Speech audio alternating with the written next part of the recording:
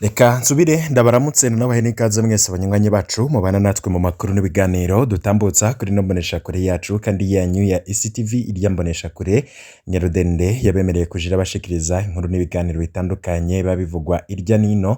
Amakuru aba yagiye haratangazwa mu binyamakuru biba vyagiye biravugwa ku mbuga ngurukana bumenyi. Izo tuba twegeranije tuvanye mu masoko yacu atandukanye vyose bivugwa mu gihugu handi ushobora kuronka amakuru mwene nkayo atari kuri no mboneshakure yacu kandi yanyu ya ICTV. Impinduka zihuta mu gisirikare c'u Burundi, General Neva ahejeje gukora impinduka zidasanzwe. Murazi ko mu misi heze twababwiye inkuru zuko General Prime Niyongabo yobagiye gukugwa mu mabanga agasubirizwa Jire Ndihokubwayo. Turaza kugaruka ku mpinduka zihejeje kuba kuri Jire Ndihokubwayo ndetse tukaza no kugaruka ku mukuru w'ibiro vy'igisirikare General Prime Niyongabo. Tumaze imisi turababwira ko yoba yugaraniwe mu nzu ariko ubutegetsi bukaba bunyegeza ivyayo makuru. Haravuzwe ibyo gutembagaza ubutegetsi ariko Perezida Ndayishimiye yamaze indwi zibiri hanze y'igihugu, aho yavuye mu gihugu ca Cuba aja muri Leta Zunze Ubumwe za Amerika. Harakwiragizwa gose amakuru menshi cane avuga ivyo gutembagaza ubutegetsi mu gihugu c'u Burundi. Haraba ikintu cateye ubwoba abarundi ku radio n'imboneshakure vy'igihugu RTNB, aho abasirikare bagiye kugombora abahahora ariko nanone abahahora bo bakanana bakavuga ko badashobora kuva ku radio n'imboneshakure vy'igihugu RTNB. Iryo tegeko ryoba ryari ryasizwe ritanzwe n'umukuru w'igihugu General Neva. Iryo tegeko akaba yari yarihaye General de Brigade Jire Ndihokubwayo, akaba n'umwizigirwa wiwe. Ariko nanone Jire Ndihokubwayo akaba yarakoze ikosa rikomeye cane ryo kurungika abasirikare kuri RTNB mu gihe Gervas Ndirakobuca yari yanse gusinya kuri dekre y'umukuru w'igihugu ikura mu mabanga umukuru w'ibiro vy'igisirikare General Prime Niyongabo. Iryo kosa rero General de Brigade Jire Ndihokubwayo yoba yarakoze ryo bari ryo rimukoze ko. Turaza kubigaruka ko muri yano makuru tuza no kubabwira ibindi biba biriko birabera mu butegetsi ariko abanyagihugu bato bato batamenya, kubera ko ubutegetsi bukora ibishoboka vyose kugira bunyegeze amabanga y'ibiriko biraba. Inyuma yaho rero havuzwe ivya kudeta ariko Perezida Ndayishimiye akavuga ko ari ibihuha, ariko akarwa kagaruka akavuga ko ari intare. Ivyo vyerekana ko yarafise abariko arabwira ko ari intare ifise amenyo n'inzara zikarishe ariko itagenda iravyerekana mwibarabara ivyerekana hageze.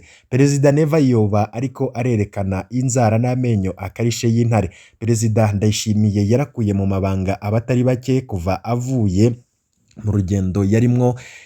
Amakuru rero akavuga ko impinduka zibandanya kandi ko ariko arigezayo abo bose baba baragize uruhara canke bavugwa ko bateguye kumutembagaza. Amasoko yacu rero akavuga ko Perezida Ndayishimiye ariko arakora ibintu bikomeye cane ariko nanone bishobora gutuma igihugu kigwa mu kaga, kubera ko ariko arahangana n'ibihangange bikomeye kandi biriko biramugwaniriza mu mpande zose, yoba mu gisata c'ubutunzi, yoba mu gisata c'imigenderanire, yoba mu gisata c'umutekano. Abo bantu bariko baragwana na Perezida Ndayishimiye bafise imikenyuro ikomeye cane bariko barakoresha kugira bankishe abanyagihugu mukuru w'igihugu. Ivyo navyo turaza kubigarukako mu buryo bw'idonido. Murano makuru turafise izindi nkuru nyinshi cane. Ku munsi w'ejo twarabahaye inkuru ku mutambukanyi w'umukuru w'igihugu ariko tubabwira ko tuzoyigaruka ko mutambukanyi w'umukuru w'igihugu Angelina Ndayishimiye ariko aravugwa cane muri no minsi. Turaza kugaruka ku vyiwe ndetse tuze no kuraba vyinshi muba mwaragiye muranyegezwa. Murano makuru muraza kuvyumva kuva Perezida Ndayishimiye avuye mu rugendo rw'indwi zibiri muri Canada, muri Cuba na Leta Zunze Ubumwe za Amerika. Abategetsi batari bake baramaze kubogozwa mu burongozi bwa CNDD-FDD, mu bushikiranganje, mu biro vy'umukuru w'igihugu, mu burongozi bw'intara, muri BRB. Abakuru b'amakambi ya gisirikare barahinduwe n'abandi. Ibi birerekana ko Perezida Ndayishimiye ariko arakora ibishoboka vyose kugira yigize kure abo bose bashobora kuba baragize uruhara mu kumutembagaza. Izi mpinduka ziriko ziraba mu bisata nka vyose vy'igihugu zoba zigendereye iki mu gihugu c'u Burundi? Perezida Neva nawe avuga ko atabateguye kumutembagaza, ariko nawe ubwiwe arerekana ko hari abantu batamwishimiye, kandi izi mpinduka ariko arakorana impinduka zidasanzwe, impinduka nyinshi cane zikozwe mu gihe gito kuva Perezida Ndayishimiye ashikiriye amabanga mu mwaka w'ibihumbi 2020. Turaza kugenda tugaruka ku bandi bategetsi babogojwe. Hari baburamatari batatu babogojwe mu ntara za Kirundo, Makamba na Muramvya. Inama nkenguzamateka ikaba yemeje amazina atatu ya baburamatari bashasha. Tantine Nshutinamagara niwe agiye kuramutswa intara ya Makamba, yahora ari umwunganizi w'umushikiranganje Imeride Sabushimike, assistant du ministre. Tantine akaba ari umukenyezi wa Colonel Domitien Niyonkuru arongoye iperereza mu gihugu hagati DDI, umwe mu begereye cane Reveriyano Ndikuriyo. Tantine Nshutinamagara akaba asubiriye Françoise Ngozirazana yahora arongoye intara ya Makamba. Ngozirazana yaramaze iminsi avugwa mu makosa harimwo kunyaga itongo ry'umunyagihugu akagira ko akamupfunga. Yanaboneka atakazi akigira mu nama z'umugambwe. Tantine Nshutinamagara na Françoise Ngozirazana bose nta numwe avuka mu ntara ya Makamba. Abagabo babo nibo bava Imakamba. Tantine Nshutinamagara na Françoise Ngozirazana bose nta numwe avuka mu ntara ya Makamba. Abagabo babo nibo bava Imakamba, ariko nanone yanaboneka atakazi akigira mu nama z'umugambwe. Uyo ni Françoise Ngozirazana. Ariko uyundi yakuwe mu mabanga ni Colonel de Police Victor Segasago, niwe agiye kuramutswa intara ya Kirundo. Yahora ari umuyobozi mukuru mu bushikiranganje bujejwe intwaro yo hagati mu gihugu, umutekano n'iterambere rusangi. Victor Segasago akaba yahora arongoye ibohero rikuru rya Mpimba. Igihe ciwe imbonerakure zarica zigakiza mwibohero, abanyororo bakaba bariyamirije ikiringo ca gatatu ca Nkurunziza, ntibari borohewe. Uyo rero Victor Segasago akaba asubiriye Albert Hatungimana yahora arongoye intara ya Kirundo. Albert Hatungimana yaravuzwe mu makosa menshi harimwo ivyo kunyuruza isukari, akarenganyo kakorewe umunyeshure Christera Ndayishimiye wo ku Ntega. Ntawo kwibagira igandagurwa rya Kambayingwe muri Munyonyo 2022 n'ibindi vyinshi, n'inyuruzwa rya Oscar Nahimana muri Nyakanga 2020. Ariko nanone siwe wenyene yabogojwe agakugwa mu mabanga, kubera ko na Ephraim Ndikumasabo niwe agiye kuramutswa intara ya Muramvya. Ephraim Ndikumasabo akaba yahora ari musitanteri wa komine Bukeye, akaba asubiriye Diomede Nzambimana yahora arongoye intara ya Muramvya. Diomede Nzambimana na wenyene akaba yaravuzwe mu makosa menshi cane. Muri no misi iheze akaba yarategetswe n'umukuru w'igihugu kuriha isima yononekaye kubera agasamazi k'abategetsi. Yaravuzwe mu karenganyo katagira izina yakoreye umwigisha Alice Kanyana. Ikiringo ciwe kikaba carabayimwo inyuruzwa ry'abanyagihugu batari bake. Arinumira. Aha rero tukaba twibuka abanywanyi batanu ba seneri bo muri komine Kiganda banyurujwe muri Gitugutu 2020 bafatiwe Imwaro. Inyuruzwa ry'umwigisha Remy Niyonsaba ryarabaye muri komine Mbuye ni muri Gitugutu mu mwaka 2021, n'inyuruzwa rya Desire Niyuhire Batazira Gasongo ryabaye muri komine Kiganda muri Munyonyo mu mwaka 2021. Abo rero hakaba hari abakuwe mu mabanga ariko bakaba basubirijwe abandi. Abo bakuwe mu mabanga bakaba bavugwa mu manyanga mwamwe agiye atandukanye. Tukaba twizeye ko abaje kubasubirira bazokora neza, ntibakore nk'abo baje gusubirira, kubera ko biboneka ko abo basubiriye bagiye baravugwa mu tuntu tutari twiza, ari naco coba catumye bakugwa mu mabanga. Hari inkuru ya Desire Musharitse yabogojwe ari mu rugendo rw'akazi muri Maroc. Desire Musharitse yahora ari icegera ca mbere c'umukuru w'ibanki nkuru y'igihugu BRB. ejo yarakuwe mu mabanga asubirizwa na Irene Kabura nk'uko twabibabwiye muri hano. Irene Kabura muri hano akaba yahora akora mu biro vy'umukuru w'igihugu. Desire Musharitse yarakuwe ari mu rugendo rw'akazi mu gihugu ca Maroc, aho yari aherekeje umushikiranganje w'ikigega ca leta mu nama y'Ibanki y'Isi yose be n'ikigega mpuzamakungu FMI. Tubibutse ko kuwa gatandatu hezi umukuru wa BRB Dieudonné Muregerantwari yari yahagaritswe ajanwa gupfungwa mu iperereza bukeye acarabogozwa kuva Perezida Ndayishimiye avuye mu rugendo rw'indwi zibiri muri Cuba na Leta Zunze Ubumwe za Amerika. Abategetsi batari bake baramaze kubogozwa mu burongozi bwa CNDD-FDD, mu bushikiranganje, mu biro vy'umukuru w'igihugu, mu burongozi bw'intara, muri BRB. Abakuru b'amakambi ya gisirikare barahinduwe n'abandi. Siho gusa kubera ko duhejeje kumenya izindi mpinduka zidasanzwe, aho wahora ari umwizigirwa wa Perezida Ndayishimiye yari ko aranavugwa cyane ko ashobora gusubirira mukuru w'ibiro vy'igisirikare General Prime Niyongabo. Uyu nawe yamaze kwigizwa kure. Vyoba vyagenze gute kugira Jules Ndihokubwayo yigizwe kure mu gihe yari yitezwe ko ari washobora gusubirira General Prime Niyongabo? Yoba ari amakosa yakoze mu gihe Perezida Ndayishimiye atari mu rugendo, atari mu gihugu, ari mu rugendo mu bihugu vya Cuba na Leta Zunze Ubumwe za Amerika? Perezida Ndayishimiye yoba agiye kwigiza kure General Jules Ndihokubwayo?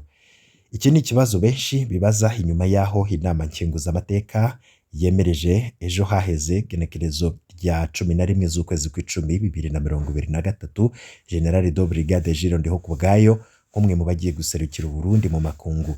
Jules Ndihokubwayo akaba asanzwe agendanira umukuru w'igihugu, akaba n'umukuru w'ibiro bijejwe kwakira abashitsi biteka, chef du protocole d'etat.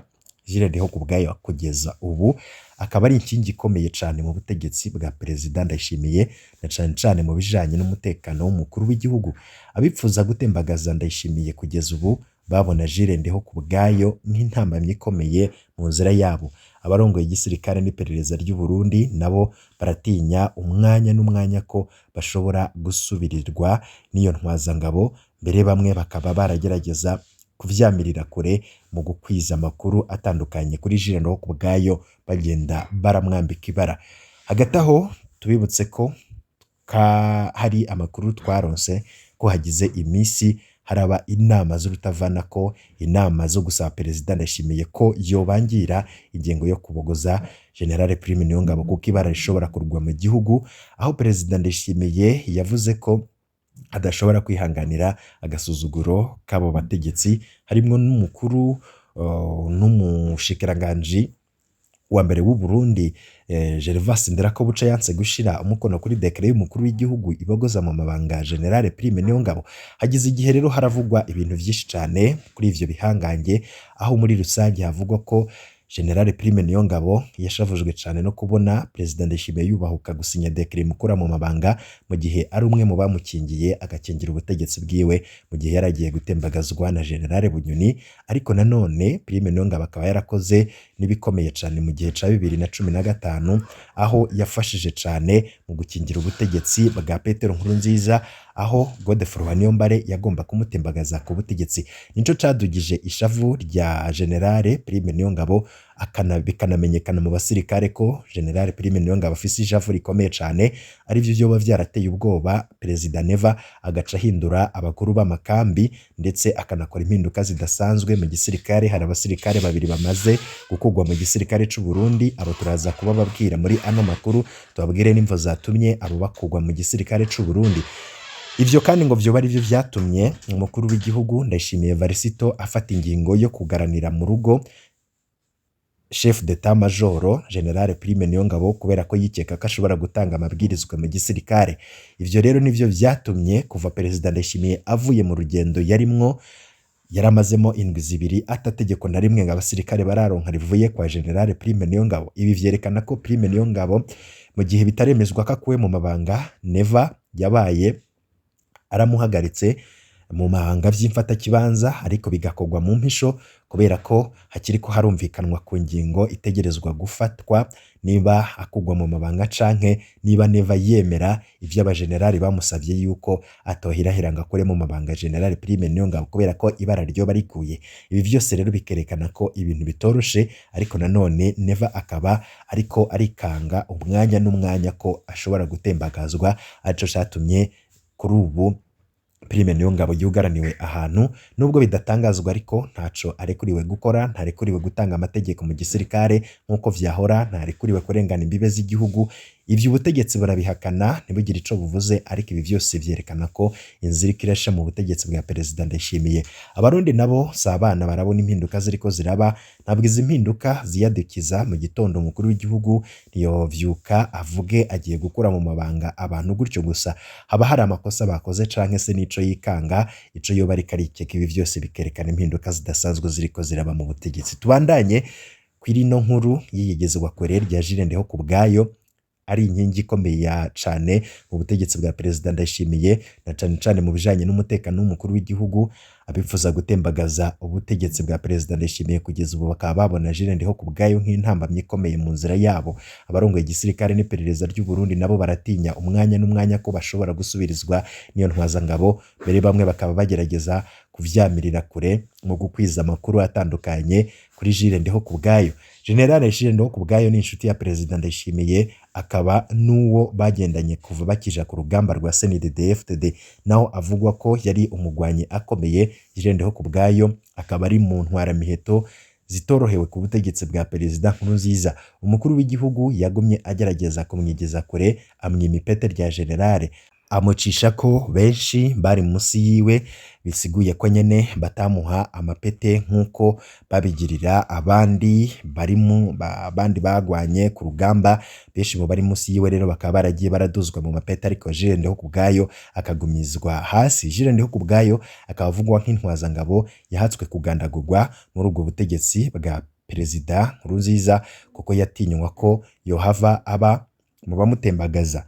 General Ndayishimiye yoba ariwe yamukingira muri iyo myaka nkuko amakuru adushikira abivuga. Hari amasoko avuga ko Jules Ndihokubwayo yoba yahawe iteka rya ambasaderi ariko akazoguma mu Burundi.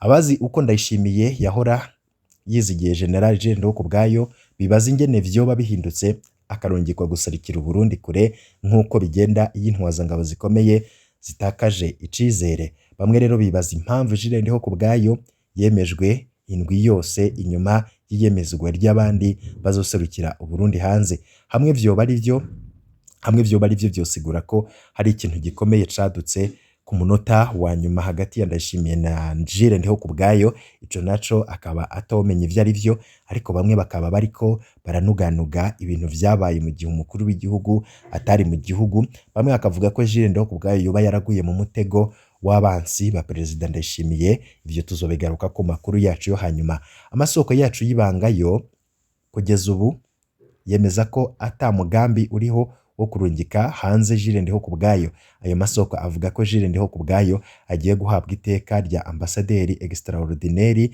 et plenipotentaire.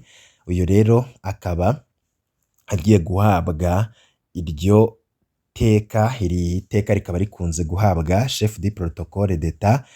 Muri ico gihe azoba ahawe iteka rikomeye akagumana amabanga yahorana. Ufise iryo teka rero arashobora kurungikwa n'umukuru w'igihugu kumuserukira mu bikorwa bitandukanye mu makungu, nkuko mu nyuma ashobora no kumugena kuja guserukira Burundi mu kindi gihugu. Ivyo aya masoko yacu avuga bibaye ari vyo, Perezida Ndayishimiye azoba ashatse no guhumuriza abafise ubwoba ko bashobora gukugwa umwanya n'umwanya bagasubirizwa na Jules Ndihokubwayo. Tubitege amaso kuko umurindi w'ibomborabombora mu nzego z'igihugu ntusanzwe muri no misi, kandi ibi bikaba bifise vyinshi vyoba binyegeje inyuma yavyo. Twababwiye ko hari abasirikare babiri birukanywe mu gisirikare c'u Burundi. Muri abo birukanywe mu gisirikare c'u Burundi hakaba harimwo kapiteni Manirambona Innocent afise matricule SS 1929. Uyo rero akaba yakuwe yirukanwe mu gisirikare c'u Burundi. Hakaba harimwo na Lieutenant Akimana Alphonse afise matricule SS 2270. Abo bakaba birukanwe mu gisirikare c'u Burundi ku itegeko ry'umukuru w'igihugu. Ariko nanone kuri no dekere y'umukuru w'igihugu yirukana mu gisirikare c'u Burundi abo basirikare, hakaba harimwo ikibazo kubera ko nkuko twabibabwiye ko General Prime Niyongabo amaze igihe azatanga amategeko no kuri iryo tegeko ry'umukuru w'igihugu ribogoza mu mabanga abo ryirukana mu gisirikare c'u Burundi abo basirikare. Hakaba hatewe ko umukono n'umushikiranganje wa mbere Gervas Ndirakobuca n'umukuru w'igihugu Ndayishimiye Varisito, ndetse hakaba hanasinywe ko na Alain Tribert Mutabazi umushikiranganje wo kwivuna abansi.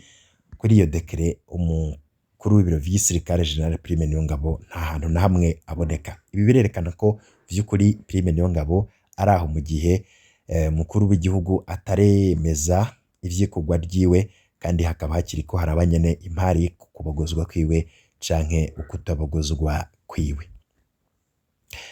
Mu gusozera ivyano makuru tubanze tugaruke ku nkuru iriko iravugwa cane ku mutambukanyi w'umukuru w'igihugu, aho bamwe banavuga ko rwose ari umwamikazi w'u Burundi. Bati abagira ishari nimwihangane, mwahora mumwagiriza ngo yambara imiliyoni 20 z'amarundi ku munsi. Aho hari imbere yuko amakori y'uno mwaka duzwa. Ku rubuga rwa Versase berekana ko iyi nyambaro uyu mutambukanyi w'umukuru w'igihugu yambaye igurwa amafaranga y'abanyaburaya arenga 10,000, no kuvuga amayero 10,000 mu marundi ararenga imiliyoni 40. Ni umwamikazi ni na Burundi caramuvunye. Reka dusangire agakuru kakure mu gihugu citwa Haiti. Mu 1971 Perezida François Duvalier wa Haiti yaritavye Imana aca asubirirwa n'umuhungu wiwe w'imyaka 20 gusa, Jean Claude Duvalier. Mu mwaka w'1980 Perezida Jean Claude Duvalier akaba yubatse urugo rwiwe n'umukenyezi yitwa Michelle Bennett. Uyo nawe akaba yaramaze imyaka 2 yubakanye n'umugabo wiwe wa mbere. Ubugeni bwabo bukaba bwonyene bwatwaye imiliyoni 2 z'amadolari, no kuvuga hafi imiliyaridi 8 z'amarundi y'ubu. Umukenyezi wa Perezida Jean Claude Duvalier azwi nk'umwe mu bakenyezi b'abakuru b'ibihugu berekanye gukunda ubutegetsi n'amahera ku rugero rudasanzwe. Uyu mukenyezi yaritaba inama z'abashikiranganje ko yarazi ko umugabo akarirwa n'agatiro mu nama, agahengera kamufashe agaca atangura gutuka no gukarira abashikiranganje. Uyu mukenyezi yari yarashinze ishirahamwe fondation ryitwa ko rifasha abakene, rikabaronsa imfungurwa n'imyambaro, ryubaka amashure n'amavuriro y'abakene. Michelle Bennett Duvalier akaba yari umugira neza dasanzwe, yambika akagaburira abana b'abakene. Ubushikiranganje butandukanye bwategekwa kumuhebera amafaranga ajejwe ibisata bijejwe kugira arangure ivyo bikorwa vyiwe. Vyandikwa ko amasosiyete ya leta yategerezwa kumurungikira buri kwezi buri imwe yose n'imiburiburi amadolari 25,000, no kuvuga hafi imiliyoni 100 z'amarundi y'ubu. Ayo mafaranga yose ntawamenye uko akoreshwa. Michelle Bennett Duvalier akaba yakunda kwifotoza ari kumwe n'abakomeye bo kw'isi, harimwo nka Papa, nka Teresa w'ikarikuta, kugira aboneke nk'uwemewe ko yitwararika aboro. Umuryango w'umupfasoni w'umukuru w'igihugu waragirijwe bikomeye ibijanye no kurya ibiturire be no gukora urudandazwa rutemewe, mu gihe Michelle Bennett yari umutambukanyi wa Perezida Jean Claude Duvalier. Uwo umuryango ukaba waragirijwe amatungo, uwo muryango ukaba wararwije amatungo ku rugero ruteye ubwoba, mu gihe ubukene bwariko buriganza muri Haiti.